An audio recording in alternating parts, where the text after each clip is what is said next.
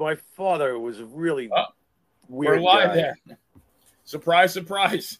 So, What? I didn't see it. When did that pop yeah, up? it snuck up on us. Sneaky, There sneaky, you like go. Dr. Now it Cutler says and start. Mr. Oh, Deeds. we're 10 seconds in. Well, anyway, we might as well start at the beginning with the bizarre conversation before we do anything, right, Benny? Why don't you introduce us and we'll get back to that? Yeah, well, good evening, baseball buffs and buffettes, and welcome to another episode of the Baseball Bums. And I guess if we are bums, then I'm joined by my fellow no good Nick, the great Jimmy Farrow. And Jimmy, how you doing tonight? I'm a no good Nick. No good Nick. I like that.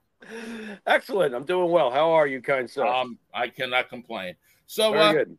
last week we started this 4-part series on Yeah. who should and shouldn't be in the Hall of Fame. We did the battery last week, the pitchers and the catchers. Tonight we're going to talk about the infielders. And I got to say, Jimmy, we came up with a list. We started a few days ago, and even as of an hour ago, we're still adding to the list. Yep. And now I know you, like Pedro Morales, are always ready for any kind of action, Vince, right? So we're ready to tackle this long but very epic list. Should I clap my hands like Pedro? Yeah. I'm ready for any kind of action, Vince. Any kind of action. Well, real quick, though, so the fans know what the heck. Betty, if I can, fast. I know we got, we'll be constraining tonight with all the guys we got to go over. But what the audience at home walked in on kind of is my telling of my father, how I first discovered baseball. I'm 6 years old on the driveway. I'm playing on a driveway. My father says, "Come in, the World Series is on." I didn't know what that was. And I saw the two teams lined up. It was the Mets and the A's in '73. And being in the New York area, I said, "Oh, we're rooting for the Mets." And my father said, "No, we're rooting for the other team, the team in green." I said, "Who the hell are they?" He goes, "That's the Oakland A's." I'm like, "Why are we not rooting for the New York team? We live in this area." There's this team called the Yankees I grew up walking distance to, but we'll get to that later. So that was and my father was very strange too. He did not root for the Mets. I think that's where the folks at home walked in on. He was a very bizarre guy. He did not like the Mets. They were the competition. All competition must be annihilated. That's how my father was with sports. Funny you say that, though, because our first episode, we talked about the days when there were 3 teams in New York back in the 50s. So I wonder if the Dodgers were in the World Series against the Yankees, were Giants fans rooting for the Dodgers or the Yankees? That's a great question. The Giant fans and the Dodger fans don't exactly get along historically now, do they? No, never have, never will. So maybe they want the Yankees to win too. Right. I mean, if I had to choose, if the Yankees play the Giants, if the Dodgers and Giants are playing, I'm always rooting for the Giants. I think most Yankee fans are probably partial to the Giants because there's less bad blood or less one-on-one history with them. Well, and I did not realize till I did the research for that first episode, they were literally a mile from each other, Polo Grounds and Yankee Stadium. I had no idea they were that close. Yep. You could hit it with a BB gun. Yeah.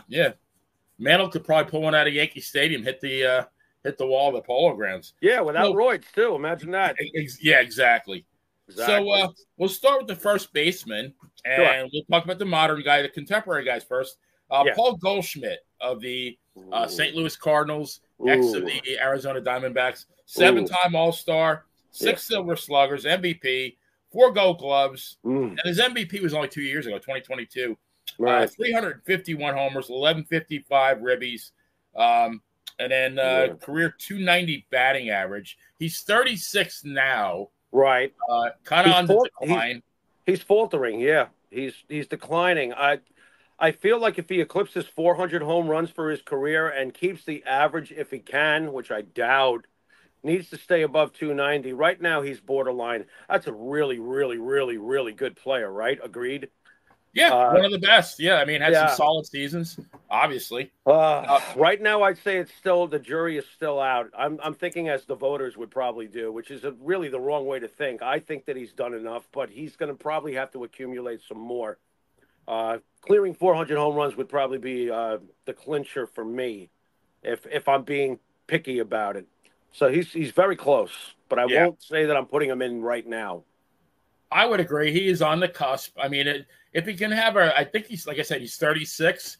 He could have another, 1 or 2 good seasons. Right. He gets to like 410, 415 home runs. I'm ready to put him at that point. If he leaves with a 285 career average, all those home runs, ribbies, MVP, no World Series, but Right. He's very close, Benny. Well, very close. To be now, determined. The next guy I think is not really close. Freddie Freeman of the Dodgers, ex of the Braves, 7-time All-Star, 3 Silver Sluggers, MVP, Gold Glove, got a World Series. Yep. He's at 334 and 1201. Yeah. Career 301 batting average. Now he's been in the top 10 of the MVP voting 6 consecutive seasons. And I mean, I'm still working on it. And I think this year will be number 7. Hall of Famer. Absolutely Hall of Famer. And currently hitting 301. Not exactly regressing much, if you want to know the truth. Right. He's still mashing. Great leader. Where he goes, he's on winning teams. Agreed. He's a great player. Yeah, and I think he's going to add. Being on the Dodgers with Ohtani and Mookie Betts and all those guys, I think great team. Yeah, he might add to his World Series collection there. Mm-hmm. I like Freddie Freeman. You know what? As a player you want for your own, there's got to be something more than just he's okay. You know, Freddie Freeman rules. Oh my God, great player with the Braves. Great player with the Dodgers. Yep, don't matter. Yep, still got some years left in him. I mean, he's going to hit. I think he's going to finish with probably 400 homers, close to 1,500 ribbies. Right. You know, right at 300. How do you not vote a guy like that in? He's a monster. Yeah, I think we both agree on that one. Now, guys coming up, Pujols. I mean, no brainer. Albert Pujols is one of the 5 greatest power hitters that ever walked the face of the earth. That's all there is to it. The guy's stats are mind blowing. 703 homers, which is 4th of all time. 2,218 ribbies. Yeah, second of all time. Yeah. Rookie of the Year, 3 MVPs, 2 Gold Gloves, 2 World Series, 11 All-Stars, batting title. Yeah. The only thing I kind of don't like about his career is the first, I think, 11 seasons with the Cardinals. Mm-hmm. He averaged, I think, 327 batting average. So he had a 327 average going to signing that 10-year deal with the Angels. Correct. He was averaging close to 40 homers and close to 120 ribbies a year. Yeah. Signs with the Angels over the next 10 years.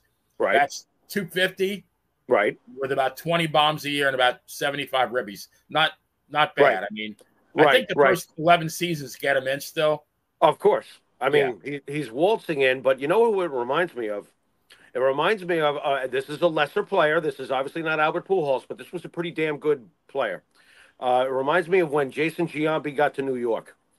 Jason Giambi was a 315 or so lifetime hitter. He was a 300-plus average hitter. When he got to the Yankees, it was 250. You can pencil him in for 30 to 40 home runs and 80 to 100 RBIs, depending on the season and his health. So I find it not that surprising, and it happened to Griffey, too. Of course, there was injuries involved with Griffey. He had 2 different careers, one in Cincinnati after the greatness in Seattle. So I've seen this before. Doesn't matter. Look at those numbers. It's ridiculous. Yeah, you can't leave those numbers out. Doesn't matter. Yeah. Oh God. So what if he was 17 in the Little League World Series? So what? You know. Yeah. Nobody knows how old that guy was, but who cares? The guy could just flat out mash. Unbelievable. Yep. Next is Miggy Cabrera. So I think another lock. 511 homers, 1,881 ribbies, 3,000 hits, 2 MVPs, Triple Crown, 4 batting titles. Yeah. And a career 306 batting average. That's and the most amazing stat of all that doesn't go down on the stat sheet is that I do believe we had a brawl one time involving him and our catcher, perhaps, and I still like the guy. Why is this guy so lovable? Yeah. I absolutely love this guy. This guy's everything that's right about baseball. Did I miss something? He's clearly strolling into the Hall of Fame. Where would you like to sit? What do you want for dinner? It's on the house, you know? What a great player. Here's a question that has always bothered me. Yeah. You know, a guy like this, he'll get what, 95% of the votes? Yeah. Why does somebody vote against him? Why does somebody vote no? What's a good reason to vote no? For the same reasons, look, there's artsy-fartsy people in every sports following. We know what nerds we come across in wrestling and some of the nonsensical fucking opinions they have. And they want to be the one who says the Beatles aren't as great as, you know, the world said so. You've always got some idiot like that, right? Who would say something like that? Jesus God. Really? I don't know, but, you know, maybe I do know, you know. It might take me 350 days to figure it out, though, Benny. Yeah. But, you know, you've got those people. You've got those people. I mean, did it happen to Jeter? One person didn't vote for Jeter or something like that, and he was like, "Well, thank you to everybody in the room except for one." There's always going to be somebody that's like that. I don't get it. I mean, in Albert Bell's case, and we will cover him later on, it's obvious that he pissed a lot of people off. But when you see something like an obvious choice that we just discussed, these last two names, and someone's voting no, you're just trying to be an artsy-fartsy, smarter than everybody else. How many names? Whatever. Mantle, Seaver, Mays, Aaron, Clemente. Right. Who votes no to these people? Idiots. Yeah. Why we just leave it at that? Just idiots that obviously should not have a right to vote. How's that sound? I would agree with that. All right, now we go to the retired guys, or from long ago. Not too long ago, actually. First guy, Don Mattingly. Donnie Baseball, my favorite ball player. 6-time All-Star, 3 Silver Slugger, 9 Gold Gloves, MVP, batting title, 307 batting average. All right. Well, you know what? Everybody knows where you and I come from, and everybody knows who you and I root for, but I'm sorry. Don Mattingly is a Hall of Famer, and what bothers me about this is not the fact that they ignorantly ignore the fact that there is a 307 lifetime batting average. There's 9 Gold Gloves, an MVP, and the big myth is Don Mattingly only had 6 prolific seasons. I say bullshit to that because even after the bad back, Don Mattingly went on to have back-to-back seasons of knocking in 86 runs and hitting approximately 290 and winning Gold Gloves. Right. And helping his team turn it around because from 89 to 92, the Yankees were a mess, and it coincides with Mattingly's back woes. As Mattingly makes his return, the team gets better too. Is that a coincidence? No, it's not a coincidence. Don Mattingly was captain for a reason. He's also captain. Can we mention that? 307 with all those Gold Gloves, and he did not have just 6 really good, or great seasons. He had 9. All right. Right. And he hit 304 towards the end of his career. Right at the end, he's hitting 304. Stop it. Then he gets a chance to play in the postseason. Finally, what did he do? You remember what he did? You remember when he launched that ball into the bleachers and the place went ballistic? What was his batting average? The one chance he got to be in the postseason. 4 something? It was 3 something? 444, I think. 444. Are you serious? Don Mattingly should be in the Hall of Fame, and there's going to be another man on this list that I'm also going to rage about that's from New York parts, okay? Don Mattingly's a Hall of Famer. He's got the career batting average. He hit for power. He had 9 Gold Gloves. He had 6 All-Star selections. He was the captain of the fucking New York Yankees with a 307 lifetime batting average.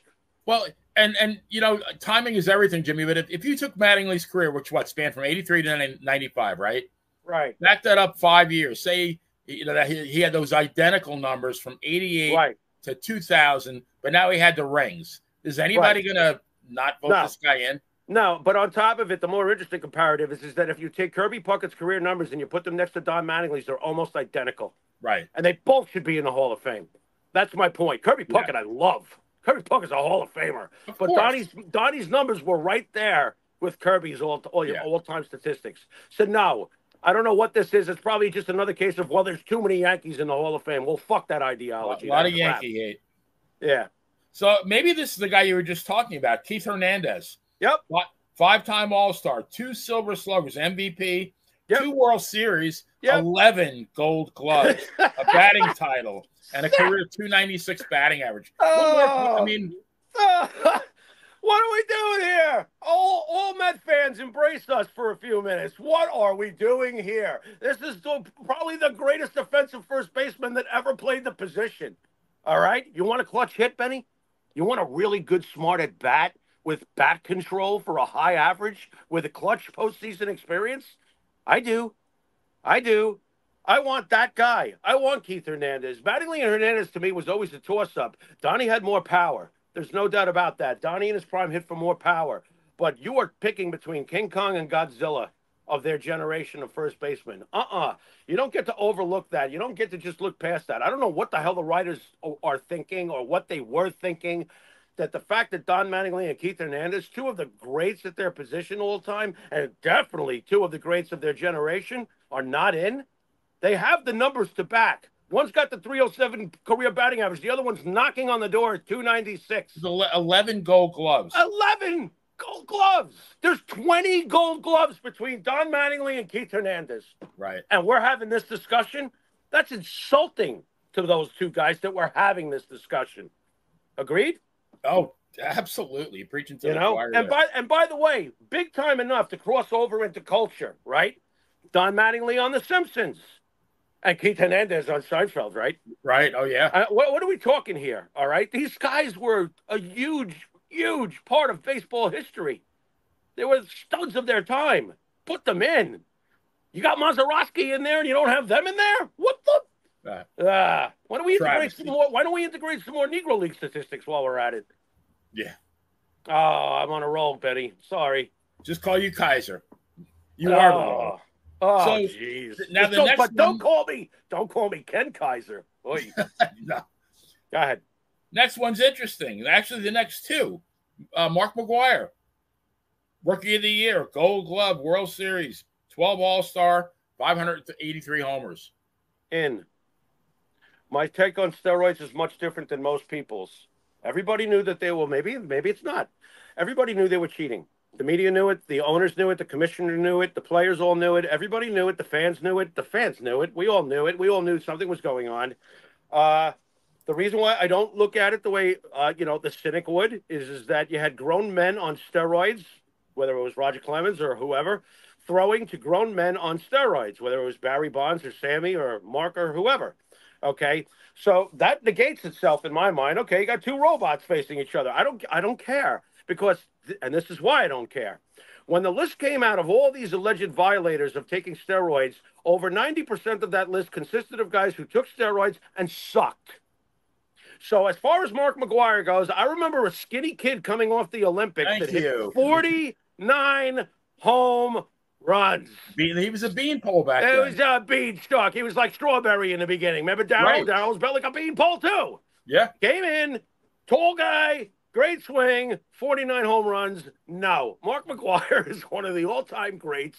And just because steroids happen to work for him, oh well. Everybody knew it. I'm not rewriting history. I hate the hypocriticism, the hypocritical approach to all of this crap with the steroid generation. You still got to hit the damn ball out of the park, right? Yeah. Still got to connect. Right. That's right. One of the greatest athletes ever. Michael Jordan cannot hit a curveball. The end. Right. You could have roided him up. It wouldn't have made a difference because that list proved it. Most of that list of people that were on the ball players that were on that steroid list were horrible. So... yeah, it gives you more muscles, but does it really, like you said, improve your eye contact to be able to know what the fuck to recognize a pitch at 90? You still need the hand-eye coordination, right? Doesn't improve that. Doesn't improve your reflexes. Now, the whole generation should be acknowledged because we acknowledged it then, and now we're trying to play holier than thou? Oh, bullshit. Yeah, come off your fucking precious podium, So, and how many guys did them, before they started really cracking down on them? Right. You got a guy like Greg Luzinski. Remember him? Sure. Guy was a cigarette machine with legs. I mean, right. Well, wait a minute. I could be Greg Luzinski. I'm already a cigarette machine. Anyway. All right. Well, along those same lines, Rafael Palmeiro, 3 Gold Gloves, 569, 1835, career 288 batting average. But this, maybe irrelevant, but 1988 through 1990, when he's playing for the Cubs and the Rangers. Averages 10 homers, 69 ribbies. 91 and 92 with the Rangers, he averages 24 homers, 87 ribbies. 93 through 2003, mostly with the Orioles, averages 39 and 115. Right. Doesn't mean a thing to me, and I'll tell you why. As much as I hate David Ortiz is a Hall of Famer. When he was on the Twins, he was absolute shit on a shingle. He must have met Hulk Hogan in a back alley, once he got traded over to Boston, because all of a sudden he's a monster and he's launching them left and right. I don't hold any of this against Palmeiro. This was what was going on back in the day. Pitchers were doing it. Hitters were doing it. Fans were paying. Owners knew. I can't take the hypocritical route with this. It's garbage to me. Rafael Palmeiro was a goddamn hit machine. He always was. Was never happy to see him come to the plate. I didn't go, oh, thank God, here comes Rafael Palmeiro. I was nervous. Rafael Palmeiro used to make me nervous the way Eddie Murray would make me nervous. That kind of home run hitter. And the numbers are probably similar if you look at them. Yeah. very dangerous ball player, great ball player. The problem with him was he tried to lie through his teeth about it and got nailed. Yeah, and he's the one who's going to take the fall for it. He's almost like even more so of a face of steroids just because of what came out of his mouth than an A-Rod.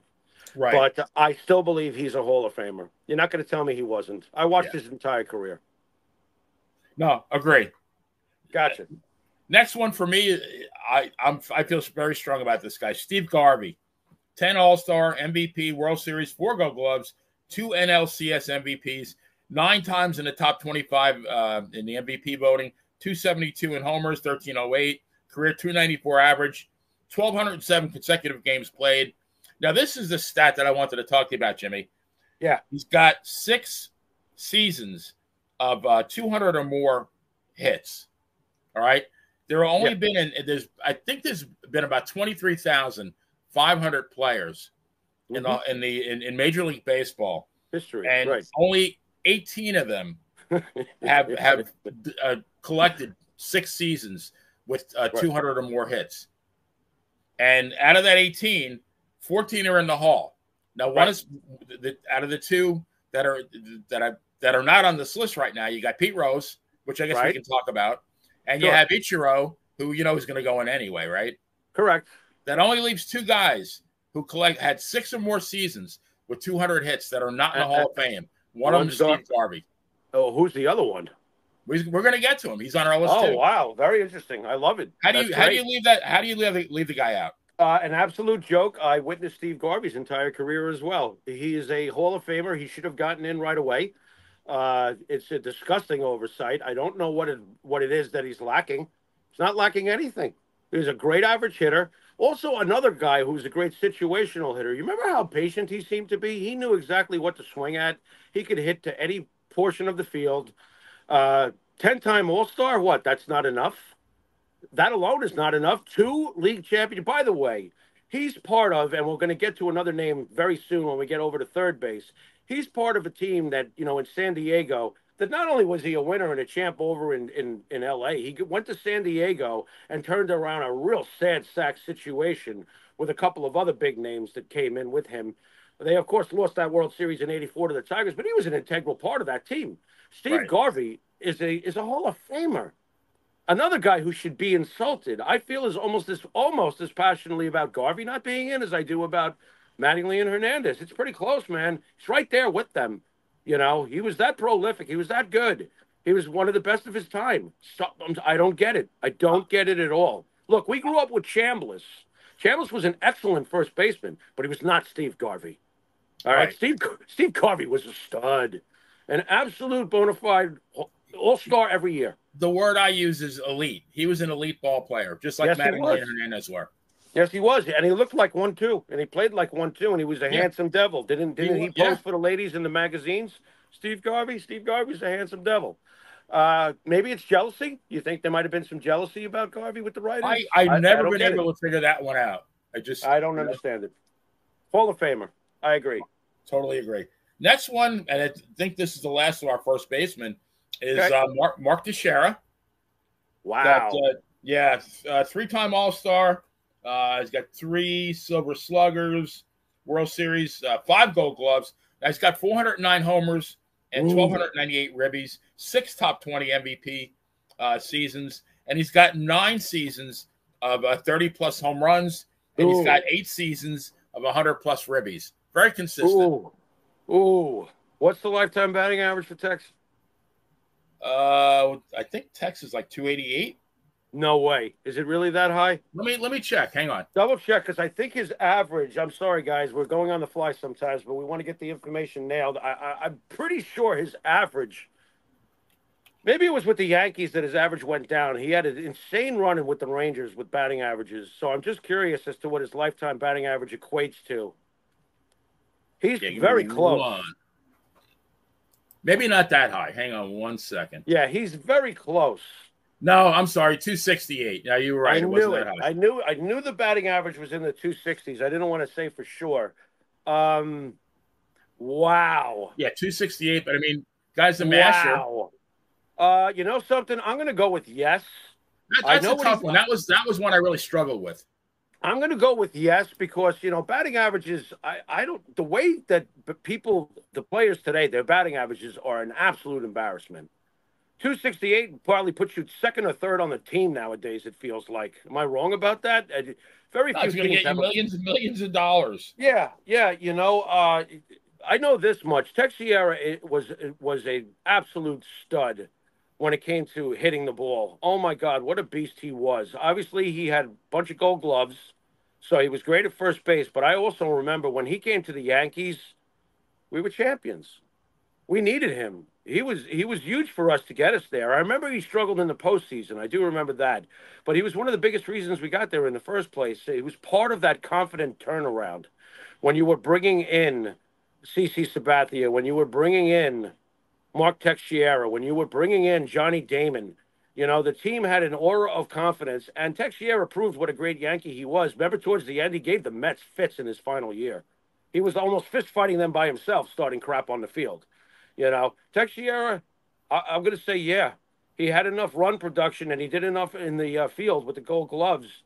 409 career home runs, 8 seasons, you said, of 100 or more RBIs? 80, 9 of 30-plus home runs. That's what more do you want from the guy? He's got a ring, 6 too. Times top 20 MVP, Yeah. Yeah. I think he did enough.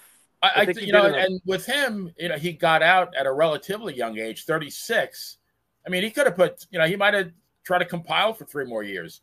Now he's going to be at like 460 in homers and maybe like close to 1,500 in ribbies. Very hard to turn him down then. He could have. Don't forget, Jim Rice wasn't a 500 home run guy. I have a lot of respect for what Teixeira did during his career. Yeah, I think he did enough. That was tough. Right. That was close. That was borderline. It's almost like if Goldschmidt can get to the kind of numbers Teixeira had. I think that's what we were saying about Goldschmidt. He's still got to get up there, Yeah, jury's still out on Goldschmidt. Right.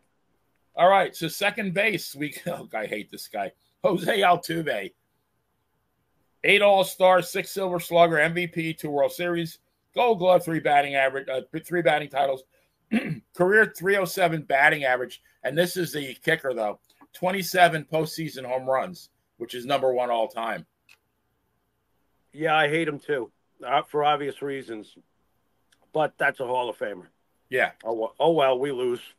Yeah, that's the way that goes. Still a young guy, can get another World Series or 2. Well, let's hope not. Yeah, but he can add to that 27 home run total. Yeah, my notes. The last word of my notes is cheater, but yeah. Yeah, well, and not Derek Jeter. Right. Total cheater. Yeah. Yeah. Yeah, unfortunately, I wonder how many of those home runs he knew what was coming when he hit them. Right. Can we put an asterisk next to him and torture him the way they tortured poor Roger Maris? Oh, God. That was awful. Poor guy. Yep. All right, so now a lot of these names at second base are going to I really had a lot of angst, looking over their stats and seeing if, trying to determine if I would vote him in or not. First guy, Lou Whitaker, 5 All-Star, 4 Silver Slugger, Rookie of the Year, World Series, 3 Gold Gloves, career 276 batting average. Played alongside a Hall of Famer, Alan Trammell. Their stats are very close. Yeah, Whitaker's a Hall of Famer. Plus, he had some power, too. I think he had I'm not sure, but I'm pretty sure he had pretty good home run total for I think he had a couple of 20 homer seasons. Yeah, for a second baseman. He had some pop in his bat. He wasn't a singles hitter. Yeah. Lou Whitaker should be in. Him and Trammell are the I think they hold the record for the most double plays turned in the modern. I would not be surprised. In the century, Whitaker should definitely be in. That's a joke. Maybe what his batting average isn't high enough. 276 was just 276. Fine. Yeah. Second baseman with a great glove, good bat, some power. Real good bat. Better than any second baseman around him that I can remember offhand. Right. He was the best. He was, as far as offense, he was the best. Plus, he won Gold Gloves. Played with Trammell, won a ring. The end. Mazeroski, by the way, cannot shine Lou Whitaker's shoes. By the way. We talked about it. Bill Mazeroski, without that home run in the 60 World Series, just another second baseman, right? A good one. A solid one. Right. A Hall of Famer? I don't know about that. I mean, is it maybe the equal of Bobby Richardson? Fair. He's not in the Hall of Fame. Bobby Richardson was damn good. Right. Yeah. Yeah. Fair. Just our opinion. Yeah. Next guy I think is a pretty compelling. Jeff Kent, MVP, 4 Silver Sluggers, 5 all-time All-Star, 377 homers, 1,518 ribbies, career 290 batting average, and he's got some good postseason stats. That was a no-brainer, right? How do you? What could the guy have done that you know? He must have done roids, and nobody liked him because he was surly. Right. And that's another player, by the way, that wasn't great till he got to San Fran. Really, if you think about it, he was on the Mets. I remember that didn't go very well, you know. But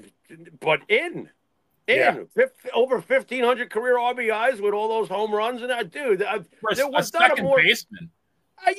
There was not a more fearsome twosome outside of course, Manny and David with Jeff and Barry. What are you talking about? Right. Oh, my God. Jeff Kent should be in. And, correct me if I'm wrong, Jimmy. It's not the whole of personality. I mean. No. If it was, is Ty Cobb in? And another thing. It's good God. You know? Now, this next one, I require some thought here. Bobby Grich. 6-time All-Star. World Series, 4 Gold Gloves, 5 top 20 MVP, but a 182 postseason batting average. Okay. What's his lifetime batting average? It was pretty low, right? Rich, give me one second. I'm sorry to throw these at you. I'm going to guess it was around 260, 261. Rich is probably better. I'm going to say 265-ish. Really? Okay. Let's see. But I'll tell you for sure. I'm leaning towards no right now, even though was close. 266. Oh, very nice. Okay, did a little better. How many home runs for his career? Grich hit 224, 864 ribbies, 1833 hits. Yeah, Yeah, I can't do it. He doesn't even have 2,000 career hits. He's got some nice numbers, though. Bobby Grich was one of the better ones of his position. If you could argue he was the best at his position during his day. I could, boy, that's a tough one, man. That really is. All very good, you think? Well, I'll tell you what. Going back to Mazeroski, I'd rather have Bobby Grich.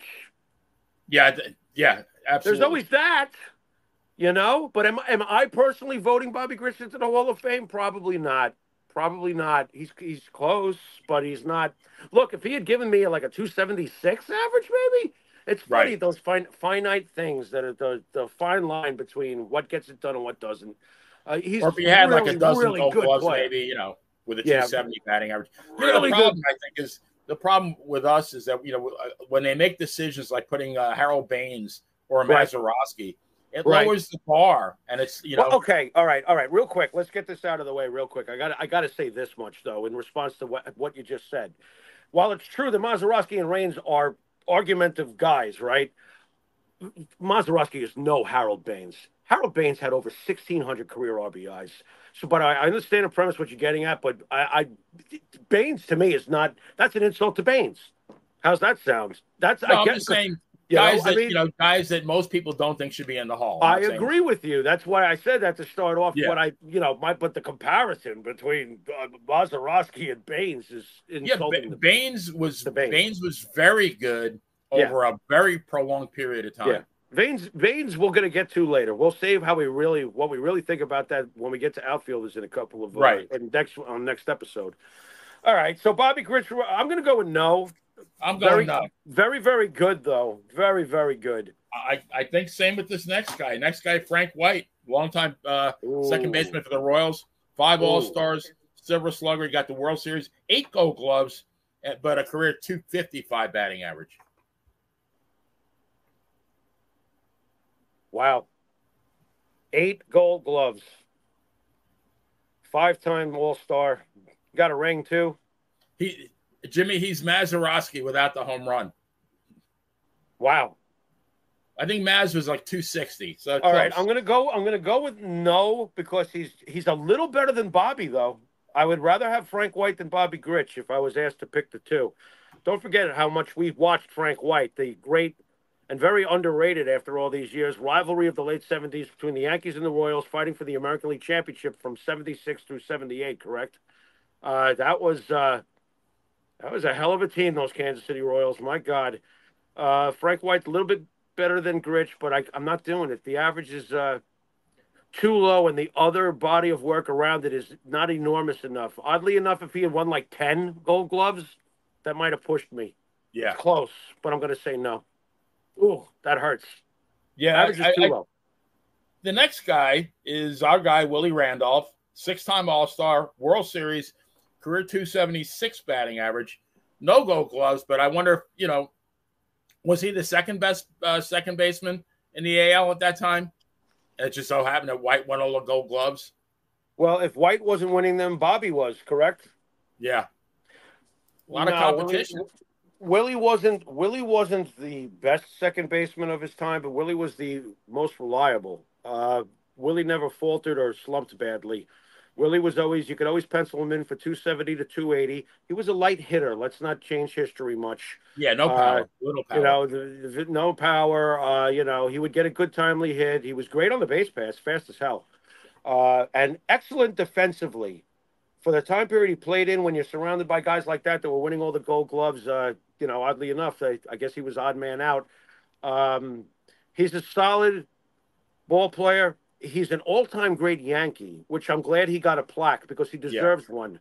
For his career at second base, he holds most of the Yankee records at second base defensively because he just was involved for so long. He was our second baseman for 13 years. Yeah. Willie was an excellent ball player, but I'm gonna have to say no. I'd agree with you on that. Yeah. It hurts to say that too. Yeah, that's rough. We've had a bunch of no's here. Really good ball players too, but no, can't do it. I think we're going to come up with some really puzzlers here in the next third base. Now, the first guy I think is a no-brainer. Nolan Arenado, 8-time All-Star, 5 Silver Sluggers. He won 10 consecutive Gold Gloves, 332 homers, 1,096 ribbies, 285 batting average. He already has 6 top 9 MVPs. He's still relatively, I think he's 33. So he's going to hit the 400, 1,500 mark. Yep. Yeah, he's waltzing in. Yeah. I agree. That's a no-brainer. He could stop now. Manny Machado, next guy. Oh, Manny. Everybody loves Manny. Go ahead. 6 All-Stars, 2 Gold Gloves, 325, 994, 279 batting average. Got 5 top 10 MVPs.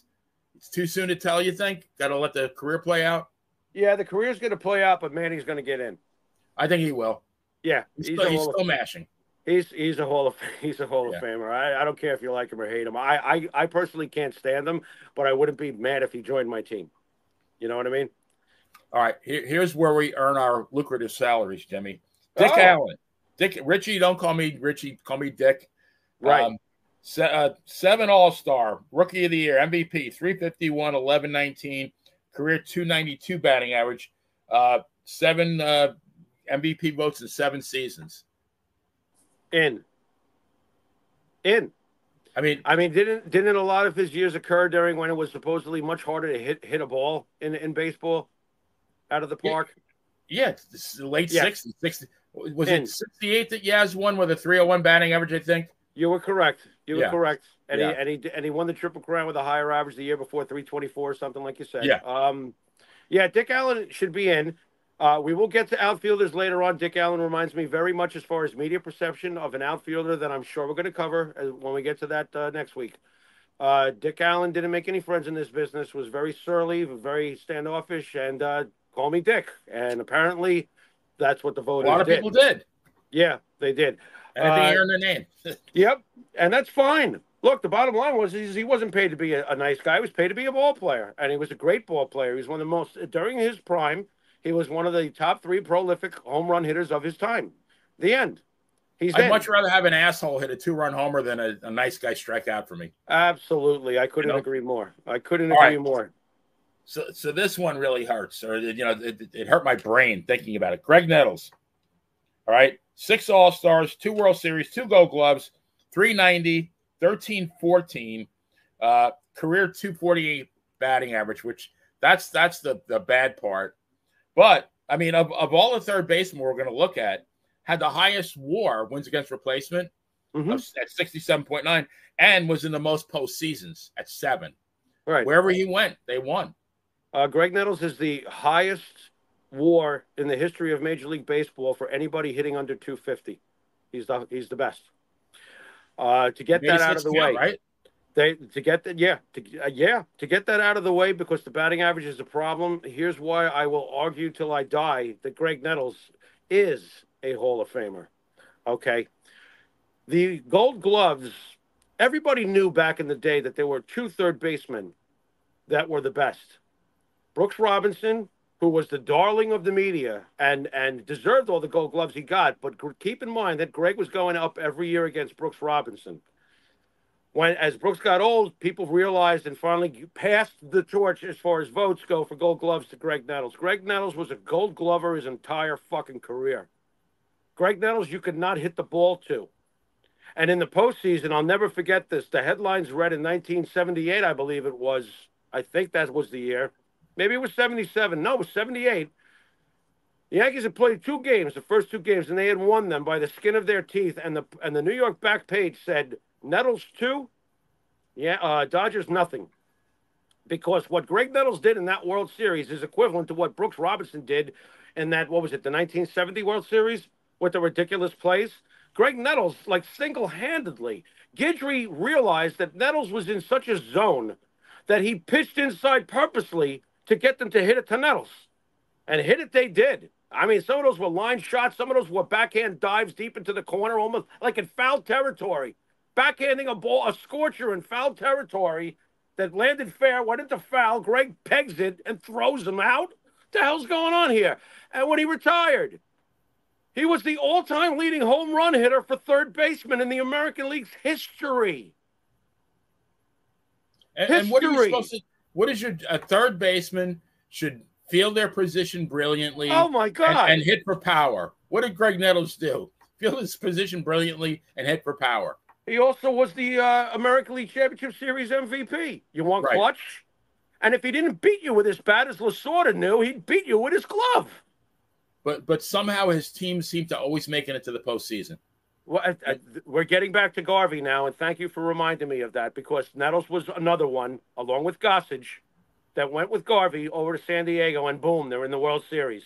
Well, you think that's got nothing to do with what kind of player and leader these guys were? Right. Greg Nettles was an absolute leader, and this is not really well known. Nettles was known as a badass. Don't fight Nettles, okay? Nettles, he's a dirty guy, man. He'll go right after you.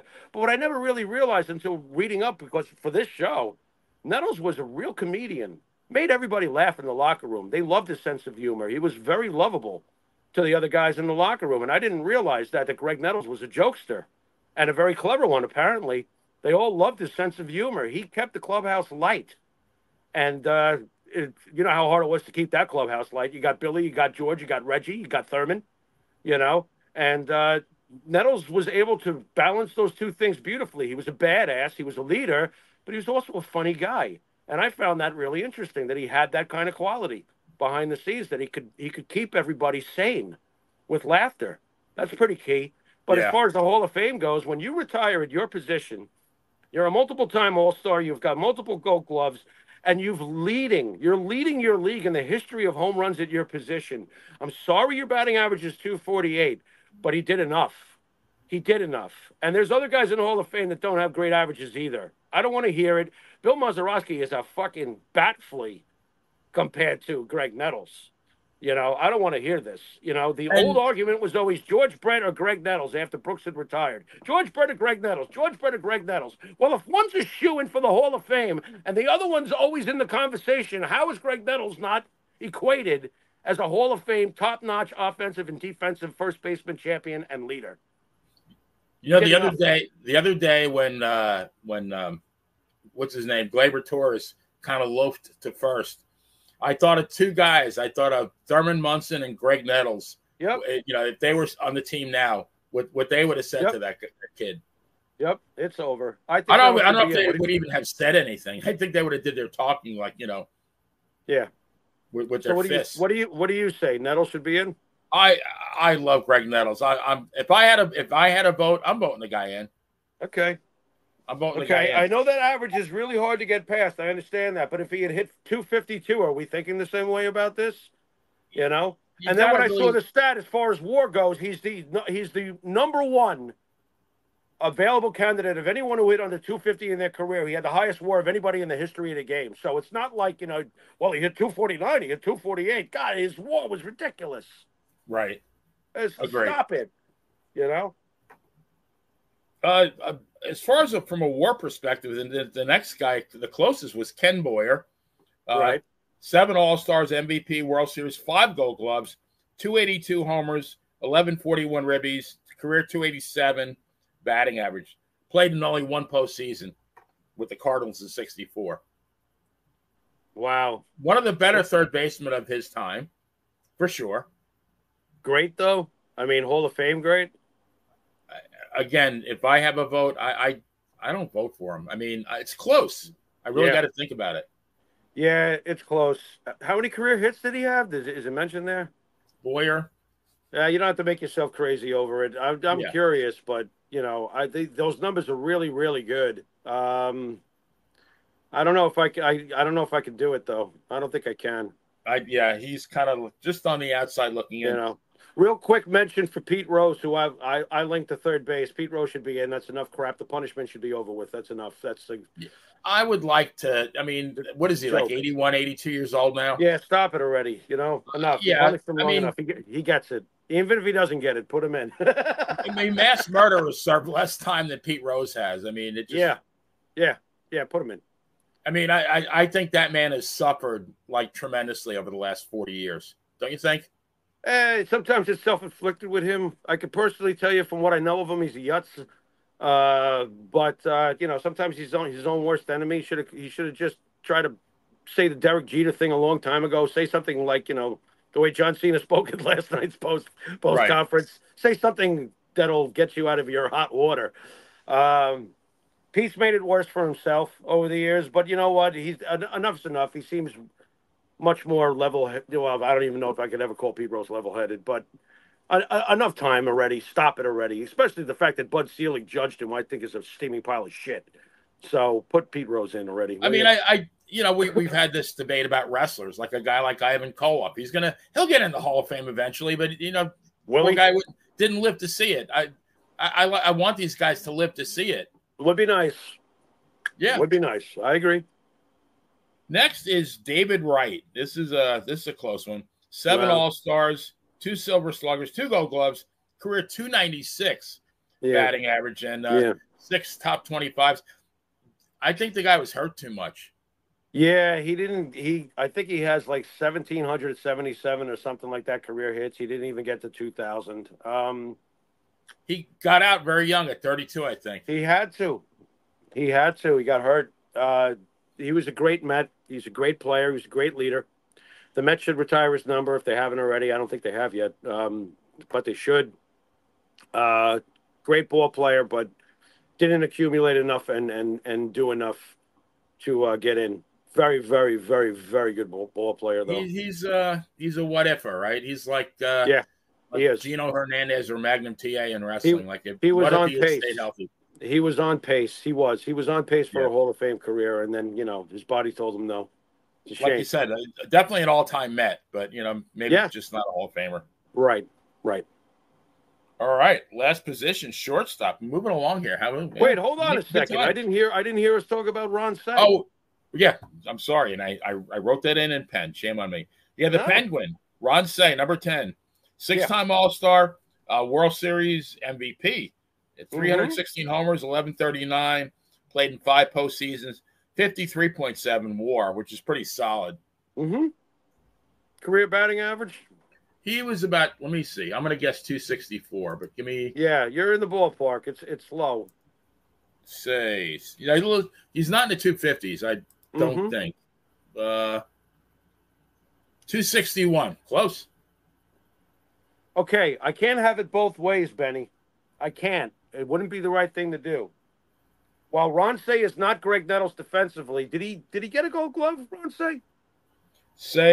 I do not think so. Let me double check. Okay, perhaps he never got one. No Gold Gloves. But with his power, he did eclipse the 300 home runs. He had tremendous power. He's a multiple-time All-Star. He's a World Series MVP. He was one of the greats of his position at his time. If your name wasn't Mike Schmidt, I would think it's safe to say you would want, if you're in the National League, you'd want Ron Cey. Am I mistaken if I say something like that? You know, Mike Schmidt, Ron Cey. You know, I think he accumulated enough, and I can't have it both ways. So I'm going to say that Ron Cey deserves to be in the Hall of Fame as a third baseman. And he's got how many All-Stars he got? 6 All-Stars, and he's got 5 consecutive top 25 MVP finishes. That's pretty damn good. And how many career home runs? He had over 300. 316. Yeah, 316. What? 316. 316. Very good. You know, a World Series MVP. You know, guess who he did that against? Yeah, us, right? In 81, was that? Yeah, Ron Cey, you know, I can't have it both ways. Ron Cey is a Hall of Famer, but we've been consistent about that Dodger team tonight, Benny. We feel that Steve Garvey's a Hall of Famer, too. Yeah. So, you know, that was no slouch, those Yankee-Dodger World Series matchups in 77, 78, and 81. Those were great and games. we don't talk much about WAR, but 53.7 is very respectable. Absolutely. He was a problem, Ron Cey. He was a dangerous, lethal problem for a long time. Yeah. He's in. Yep. All right. Shortstop. And we got one contemporary guy, Francisco Lindor, 4 All-Stars, 3 Gold Gloves. He's at 230, 722, 272 batting average, 5 top 10 MVP. I think this is another one where we got to see how this plays out. He's working on it. He's well on pace, correct? I think if he keeps going, I think he's a shoo-in. Well on pace. That's a great ball. That's a great ball player so far in his career. His off years, look at his numbers. I think last year was considered a little bit of a struggle at times in the season for him, and his numbers are pretty. Yeah. You know, he's pretty great. That's a pretty great player. Yeah, he's on his way. Davey Concepcion of the Big Red Machine, 9 times All-Star, 2 World Series, 5 Gold Gloves, 267 batting average, 322 stolen bases, which I didn't know until I looked it up, and 297 postseason batting average. He hit for average when it counted. He's in. I thought he was the best shortstop when I was a kid growing up. We had Bucky. The Red Sox had Rick Burleson. The Dodgers had Bill Russell. And there was that guy. And I wanted that guy because I thought Concepcion was the best of them by far. And you know, early 70s, shortstop, what are they? They're supposed to, you know, field their position flawlessly and, you know, hit for, you know, anything they hit is a bonus. So this guy's hitting he was good. 7, plus he's stealing bases, and plus he's clutching the postseason. He was a good hitter. I considered him Bert Campaneris on steroids. Yeah. I thought Dave Concepcion for his position offensively at the time was probably the best. Very solid. You know, Dave Concepcion should be in the Hall of Fame. The Reds' strongest point was their infield. Their infield was ridiculous. You have Johnny Bench, Tony Perez, Joe Morgan, Dave Concepcion, and Pete Rose. What? No wonder we got trounced in 76. Jesus God. I mean, the outfield's an afterthought, and think about the quality of the outfield. George Foster, Ken Griffey, Sr., damn good player, and Cesar Geronimo, the afterthought. Yeah. That was a pain in the ass. Even Dan Dreesen was a Dan Dreesen. Yeah, those guys could hit. Solid ball player. My God. Yeah, Dave, 9-time All-Star, 5 Gold Gloves, 2, the rings? Nah, it's a... I don't know how he didn't get in the first place. Oh, it's 267 average. That must have been it, Benny. Ugh. You know, the nerds I don't sometimes. I don't think Trammell's average is that much higher. No. I mean, when you think about the percentage points at the end of the day, do you realize what a slim margin we're talking about here? Right. It's silly. Yeah, Concepcion, the eye test tells me so. Hall of Fame career. Get out of here. How about this is a toughie. Omar Vizquel, 3 All-Stars, 11 Gold Gloves, 2,877 hits, 404 stolen bases, career 272. All right, I'll keep this real simple. If Harold Baines is in for compiling, then Omar Vizquel with 11 Gold Gloves and over 2,800 career hits is in almost 3,000, is in for compiling. Everybody knows that he was the best at his position defensively. Everybody knows that, you know. But when you get almost 3,000 hits compiling, it becomes a Harold Baines situation. Look, if he had retired with all those Gold Gloves and 1,800 career hits with the 2.7 whatever batting average, I would say no. But that's an insane amount of hits over a very long period of time, and the 11 Gold Gloves, Yeah. On the 404 stolen bases to boot. I'm gonna say yeah, and it's weird. I wouldn't have probably said 10 years ago. I've changed how I look at things, but they're changing how they're integrating and how they're looking at stats too. And baseball's changed. It's not the same sport anymore. No. An average hitter nowadays, I don't even know what passes for a good batting average. Average team batting averages are embarrassing. So, but my launch angle's good. Your what? My launch angle. Your velocity, right, exactly. Yeah, my launch angle. Forget the fact that I hit 230 every year. I have a great launch angle. I can't. If somebody said launch angle when I was a kid, the only thing I would think of is, I don't know if you had them when you were a kid, but I used to blast off those Estes model rockets. Right. And you had to worry about the launch angle because you didn't want it to go through your neighbor's front window. Yeah, there you go. I think about launch. I think about the Far Out Space Nuts. You remember that stupid show? No. It was one of those Sid and Marty Krofft shows. And in the beginning, Gilligan was one of the guys on that show, the Far Out Space Nuts. And the intro, they're space guys. They get lost in outer space. They get lost because he told Gilligan lunch, not launch. And Gilligan hits the launch button. He goes, I said lunch. So that's what I think of when I think of the word launch. Anyway, That was stupid, but, hey, what are you going to do? It's pretty funny. How about A-Rod? How about A-Rod? Let me read the stats. 14-time All-Star, 10 Silver Slugger, 3 MVPs, World Series, 2 Gold Gloves, a batting title, 3,115 hits, 696 home runs, 2,086 ribbies, 295 batting average, 329 stolen bases. Is that all? That's it. Yeah. What else did you do? It must have been the roids, because there's no way he had any talent before those. Oh, God, please. He's a Hall of Famer. I stay consistent with this nonsense hypocrisy. Yes, he's a douche. Yes, he handled everything completely wrong. Yeah, he's a slime ball, all this other stuff. What he was one of the greatest players I've ever seen. He absolutely was.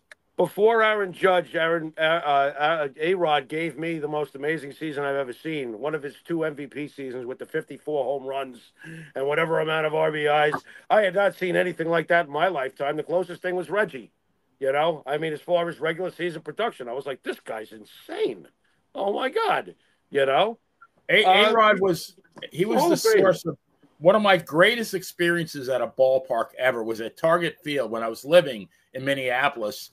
And the Yankees came in town. So my best friend, Paul from Iowa, he came down. My son, Dan, we all went, wore our Yankees shit, getting heckled by the Twins fans, especially when the Twins came out to an early lead. Right. Up comes A-Rod. Boom. That's number one. Right. They got a little bit more quiet. I think the second one went farther than the first one, put the Yankees out in the lead. And then the third one, I think, still hasn't landed. Right. And, I loved A-Rod that day. Yeah, well, you know what? I look at A-Rod a lot differently than probably a lot of Yankee fans even themselves look at A-Rod for. A-Rod carried them to the 2009 World Series. Carried them. Put the entire team on his back and hit like Reggie Jackson. Yeah, I said it. For the whole run up to the World Series. And this is my favorite part. And then he cooled off in the World Series with 6 RBIs and a home run in a 6-game series. He cooled off. That's cooling off. That's cooling off. Okay. A-Rod is an all-time great Yankee. I don't give a fuck what you think about him. It doesn't matter to me at all. He's one of the all-time great Yankees. And if Brian Cashman wasn't such a egomaniac douchebag and even bigger egomaniac than A-Rod, yes, I said it. Okay. A-Rod's number would be already resting in Monument Park. Okay. He played in an age of cheaters that were run by cheaters and written about by people who knew everybody was cheating and are now trying to cheat them, becoming cheaters themselves, the writers. Okay? What a joke. One of the greatest players that ever put on a uniform. And believe it or not, I'm not even a huge fan of A-Rod. I'm not. My favorite Yankees are Thurman Munson, Reggie Jackson, throwing Don Mattingly, Ron Guidry, Paul O'Neill. Nettles. Nettles, But A-Rod, I absolutely appreciate every second he was here. He was a great Yankee, and he gave us a great, great Yankee career, and we got a ring, and it's been 15 years since, and A-Rod had everything to do with that. Otherwise, we're looking at 24 years, because 2000, you take away A-Rod, there is no 2009. And maybe this is heresy on my part, but I think he's got a damn good baseball mind. I could see him as a GM or a manager. He has an excellent baseball mind, and what also gets lost here is, the one of the most unegotistical things he ever did was something that a lot of men would not be able to do. And yes, he took the money to come here, but he moved from being probably the greatest shortstop of all time, which was what he was on pace to become, to I'll play third. I'll move over for Jeter. Jeter's Jeter. I'll move over. And he did it seamlessly and smooth as could be. He was a tremendous third baseman for the Yankees. Tremendous. Yes, played very well at third base. Tremendous. Tremendous. Hall of Fame. I think you could have plugged him in any position, and he would have been. He's a great ball player. Yeah. That's all there is to it. He was just a great ball player. That swing was flawless. I love what. Yeah. Very, very fluid, beautiful swing. Made the game look easy. Made it look effortless. Yep. Now here's an interesting one. Nomar Garciaparra, 6 All-Stars, Rookie of the Year, 2 batting titles, which surprised me. Career 313 batting average, 7 top 13 MVPs, 321 postseason batting average. Yep. But he only played 8 full seasons. Right. You ready? In. 313 lifetime batting average. How many All-Star games? 6 All-Stars, Rookie of the Year, 2 batting titles. Dude, for shortstop. That guy was a great ball player. I can hear Phil at home from Boston going, absolutely. Yeah, Phil's definitely agreeing. Nomar Garciaparra is a Hall of Famer. I do not want to hear it. I'm so tired of the old school of you've got to hit this much, or you got to have 500 home runs, or you got to have 3,000 RBIs.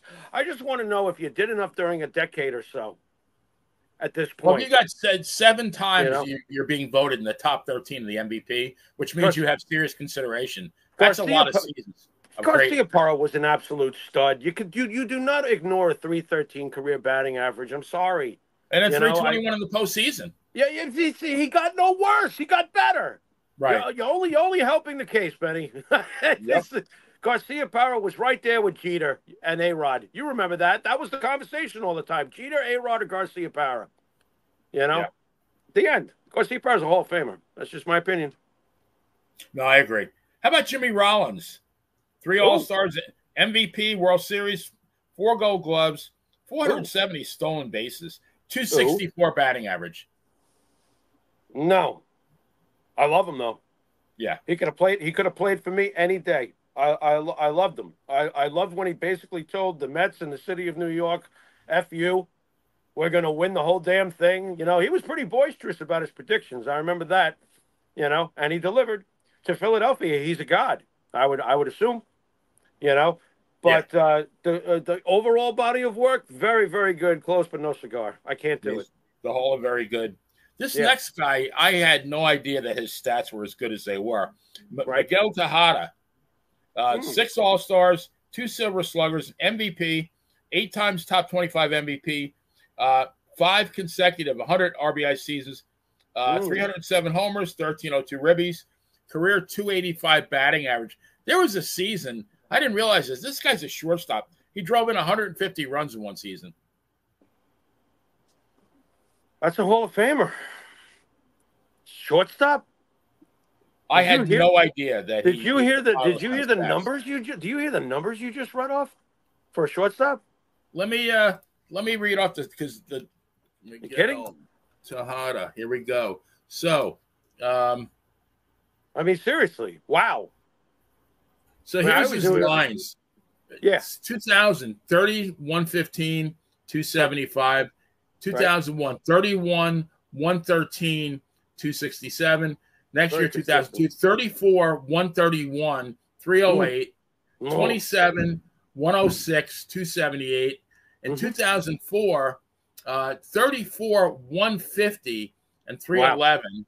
Wow. Yeah, then 26, 98, 150. 150? And that's in 2004. Yeah. 2 years after he won the MVP with a 34, 131 and a 308.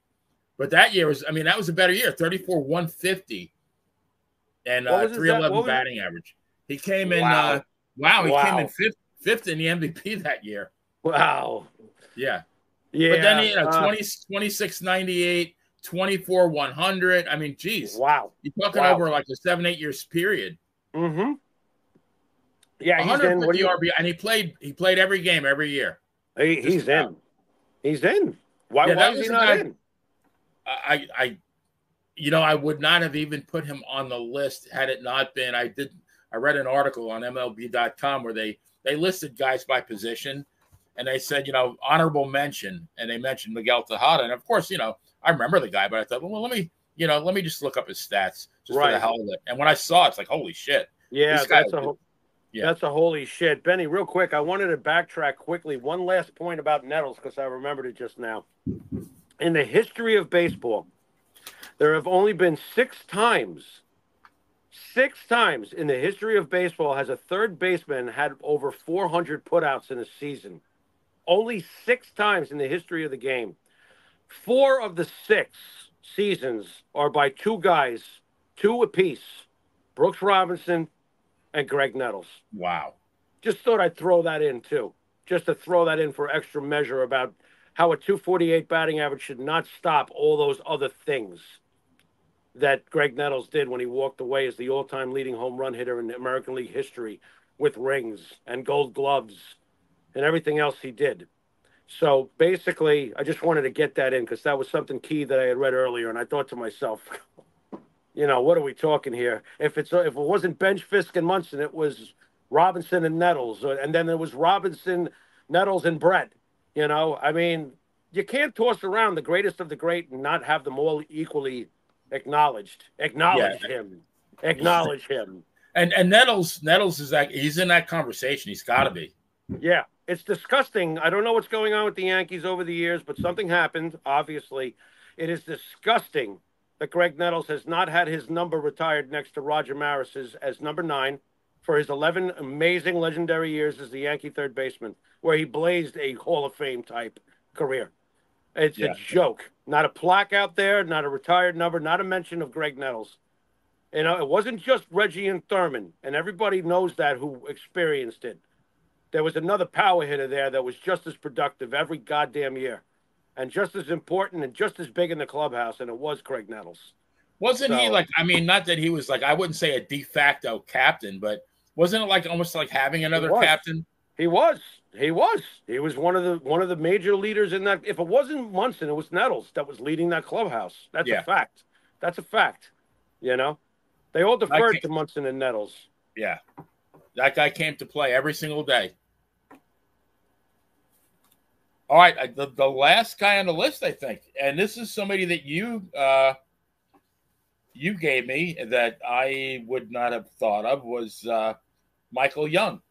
And again, I'm thinking, all right, well, let me just for shits and giggles, let me look him up. But 7 All-Stars, Gold Glove, batting title, career 300 batting average, right? 5 consecutive 200 hit seasons. There aren't too many guys that have that. Nope. And 6 in total. And again, only 18 guys have 6 or more 200 hit seasons. Right. 14 are in the Hall of Fame. You got Rose, who should be in, and you got Ichiro. The only 2 guys that are on the outside looking in are Garvey and this guy. How do you leave him out? I mean, if 23,000 players play baseball, and this guy is one of 18 to do something like that, how do you leave him out?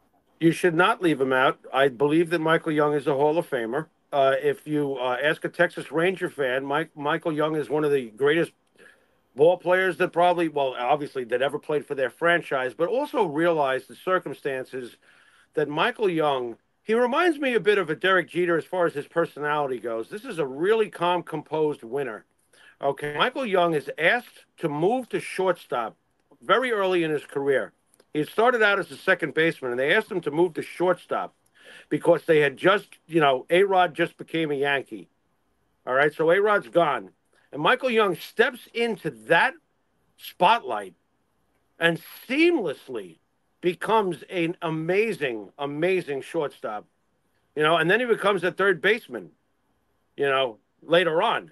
And makes another all-star team. As he got older, they pivoted him off of short and put him to third. His greatest stretch was as a shortstop. Michael Young, when he had done that string of 200 hit seasons, the only people in the modern era that had pulled that off were basically at the time they lumped that particular run in with two guys, Wade Boggs and Ichiro Suzuki. What he pulled off in that short span, it's ridiculous. It's ridiculous. Michael Young is everything. Unlike David Wright, who got cut shorter with injuries, he was doing everything that a David Wright was doing, but got to do it a little bit longer. Managed to retire with 300 and eclipse 2,000 hits. I think he did enough. And, when I see batting averages today and I see the kind of career Michael Young had at that position, Michael Young, whose number's already retired in Texas, deserves to be in the Hall of Fame. It's not in a popular opinion. I don't even know if it is an opinion because Michael Young was so under the radar for his career. Say, you talk about a guy, totally flying under the radar. It's him. We're going to get to somebody next week that I'm probably going to mention Michael Young on, one of the outfielders that should be in the Hall of Fame. That's not, that I expect to be on the list for the next episode. All right. Michael Young fell into that kind of bracket, unfortunately, where he flew under the radar, but he did enough. That's a Hall of Famer in my book. So, and I think we talked about this, but I do not remember. They get it's 5 years after they retire, they're eligible for voting. Right. Then I don't know how many years can they be voted for. Maybe somebody in the chat room might know that. They have to get a certain percentage of votes for the next 15. They're on the ballot for 15 years. 15, if they manage to, I don't think you can ever get less than 5%. I could be wrong about that. You can drop off it, but you're eligible to stay on it for a 15-year period. Once you're off of that ballot, then you wind up, unless you don't make 5% your first time out, then you're dropped immediately.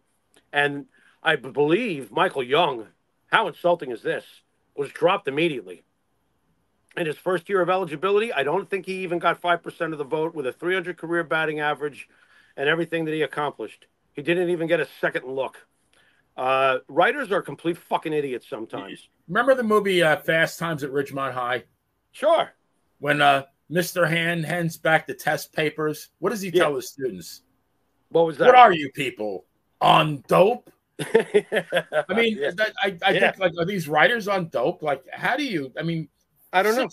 200. I mean, do they not do the analysis that we just did? What did that take us? It took me. You know what the problem is that they want a larger body of work, failing to recognize that the athletes who played the kind of careers that the original blueprint for a Hall of Famer were built upon don't exist anymore. They don't. You don't have guys going out there playing 154. In those days, they were. They'd play every goddamn game. They weren't taking seasons off. They weren't taking months and weeks off at a stretch. Of course, if they were the top ball players every year, they'd have 41, 20 because they were out there. They were playing. They were playing for their World Series money, right, Benny? Yogi, a lot of times, Yogi's World Series check was more than he made in the season. Right. So, how many ball players have we seen come across the pike that go 20 straight years like Hank Aaron? It doesn't exist anymore. So that's why when we look at a lot of the players, even starting in the 70s, that it was already starting to die, where you had guys out there every single day, no matter what. Plenty of guys were starting to get hurt. And then free agency kicked in, and the rest is history. I remember one year Winfield, as great as he was sturdy. 8 straight years, boom, he's gone for a whole year. I'm like, what the hell happened? What'd you do, fall off a cliff and break both legs? Right. You know what I mean? Meanwhile, in real life, he was fighting with George. I feels a twinge, perhaps. I don't know. Right. But the measuring stick has to change as the game changes over the years. That's all there is to it. I can't hold Greg Nettles to have a Pie Traynor batting average. It's a different period. It's a different time. Were you the best at what you did during your time? I think that's factoring into a lot of why we're saying yes or no to some of these names. Nettles was one of the best of his time in his position, and his time was a long time. It wasn't 2 years. As a Yankee fan, do you want anybody else at third base? I didn't. No, not if I'm trying to win Game 7 and I want my best defense out there. Please don't ask me if I'm picking him or A-Rod, though. Now we're going to have a problem. Yeah. You understand what I'm saying? I'm like, oh my God, what am I going to make A-Rod sit on the bench? It's fucking A-Rod, you know? But defensively, yeah, of course. Nettles is the guy I want out there. That's for shit sure. And the ball's not going through his legs. Sorry, No. Bill. Nope. Yeah, really. Yeah. Did we cover Bill Buckner? Wait a minute.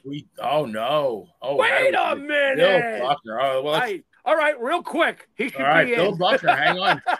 Let's see what Bill Buckner did. Did you signal to Headmaster Mikey that we're getting ready to go off the air? I gave him the 5-minute warning. I got you.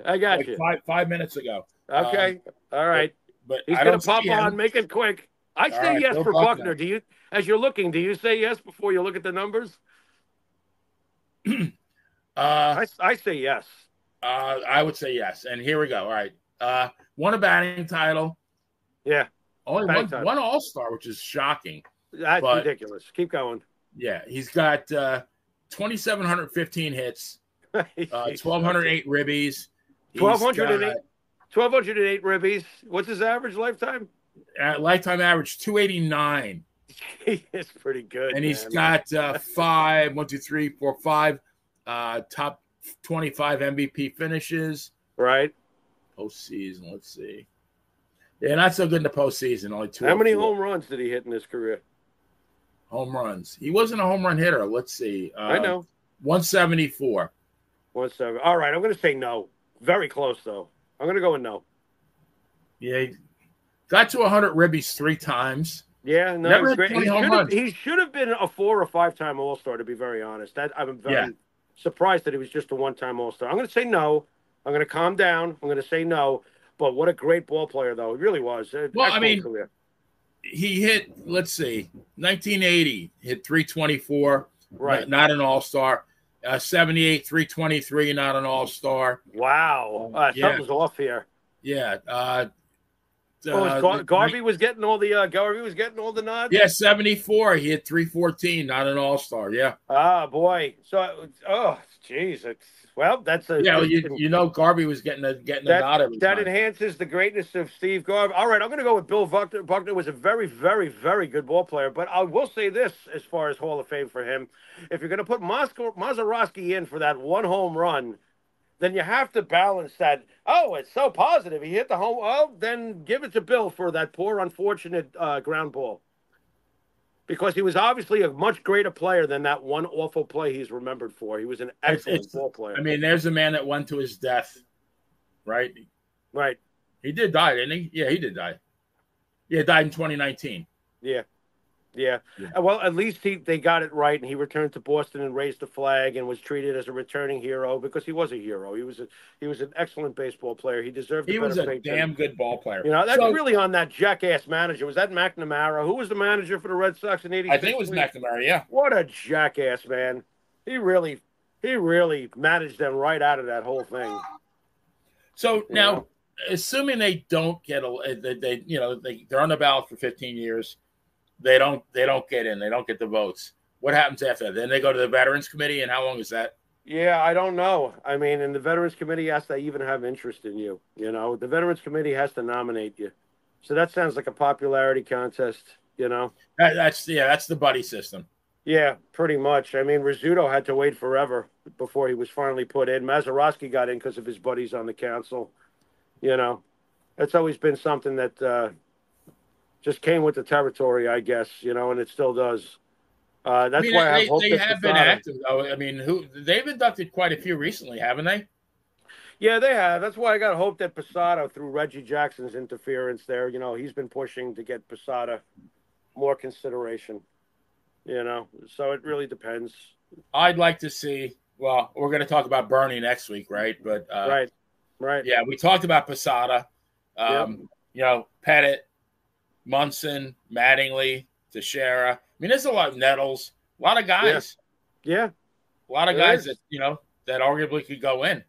Yeah. Well, I'm sure we're going to probably have Matsui on the list next week for outfielders because if you're counting Negro League stats, then you're counting the over 500 professional career home runs of Hideki Matsui. Well, I mean, if you use the logic that because Japanese ball players were not allowed in the United States until 1964. Right. And I would argue very vehemently that Japanese stats were vetted a lot more carefully than the Negro League stats. Absolutely. Just by looking at it. I don't think if you look in the Japanese leagues, there's not going to be somebody named Jones with a question mark that they don't even know when he was born, where he was from. Just some guy named Jones showed up and played 7 games. Right. So yeah, I would say if you can incorporate the Japanese league stats, yeah, Matsuda, he's a no-brainer.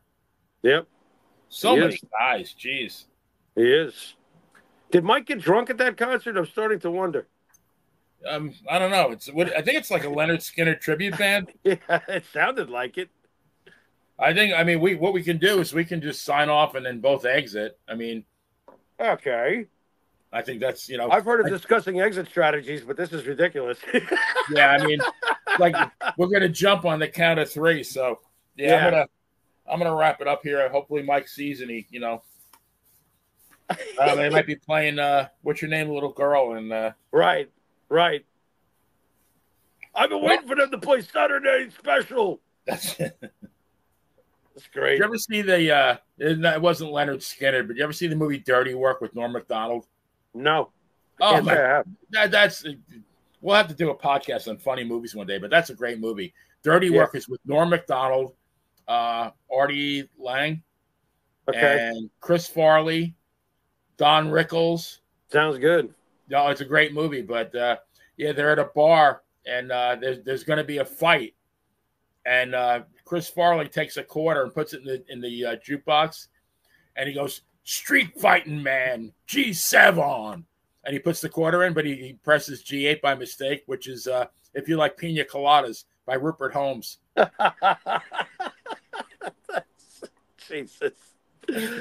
Oh my God! Really, really good movie. You got to see that one day. Yeah, I've been watching some Farley clips recently. Farley was hilarious. Yeah, I just saw the funniest thing I've ever seen. I didn't realize David Bowie could be so funny. Now we're really shifting topics before we sign off. Forgive us, folks, but I saw this old interview with David Bowie, and they were asking him what it was like in the early days when he first met a young Mick Jagger and a young Rolling Stones, and he said that it was an amazing experience. They were at some place, and some old man walked up to Mick, and he looked at Mick. He goes, "Get a haircut, will you, mate?"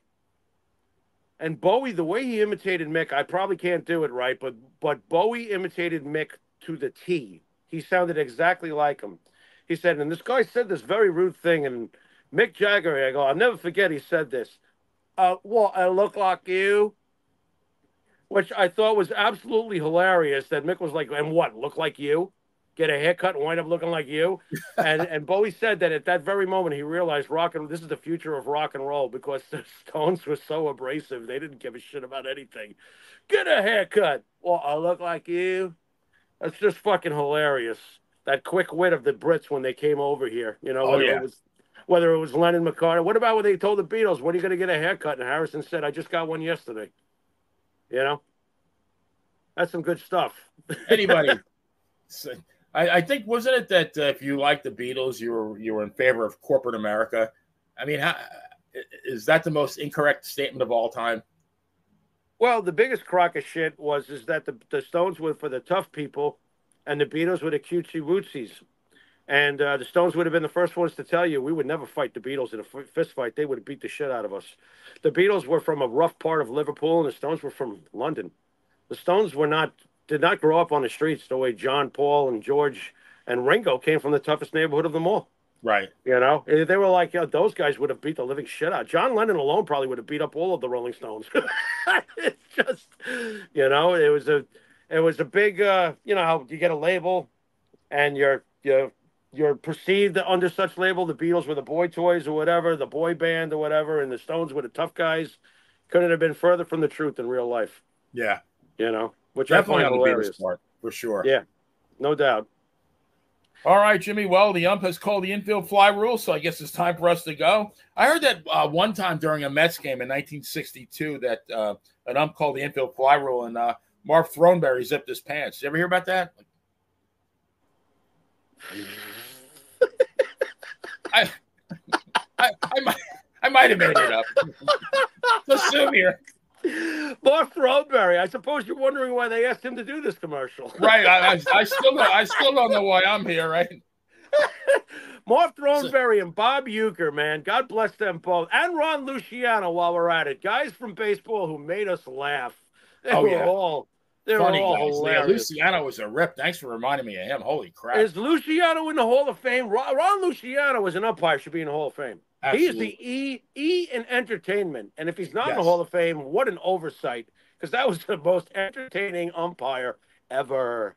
I read his book a long time ago, and the book was nonstop laughs. Yep. I loved him, man. Calling people out. You're out, you're out, you're out, you're out, you're out, you're out, you're out. Hey, man, do your job with flair, right? You know, that's not even work. It's fun. There you go. So great show tonight, Benny. We covered the gamut. We got outfielders going on next time around. In 62, it was Throneberry. In 86, it was Strawberry. And lately for the Mets, it's been kind of Dingleberry, right? yeah, kind of. Although if Stanton doesn't come back, the Bronx is starting to smell like Dingleberry. Oh, yeah.